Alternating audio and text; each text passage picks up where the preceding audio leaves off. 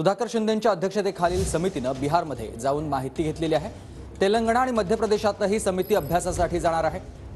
एसटीतून धनगर समाजाला आरक्षण देण्यासंदर्भात अभ्यास सुरू आहे आणि तिन्ही राज्यांमधील धनगर आरक्षणाचा अभ्यास करून अहवाल बनवला जाणार आहे। प्रदीप कापसे माझे सहकारी आपल्यासोबत जोडले गेलेत। प्रदीप, काय अधिकची माहिती? आरक्षणासाठी मुंबई महापालिकेचे अतिरिक्त आयुक्त सुधाकर शिंदेच्या अध्यक्षतेखाली एक समिती जी आहे ती गठीत करण्यात आलेली होती आणि ही समिती तेलंगणा, मध्य प्रदेश त्याचबरोबर बिहार या राज्यामधला अभ्यास करणार होती। धनगर समाजाची मागणी आहे ती म्हणजे एसटी प्रवर्गातून धनगर समाजाला आरक्षण जे आहे ते मिळावं। 3.5% ही आरक्षणाची जी मागणी आहे ती एसटी प्रवर्गातून आहे।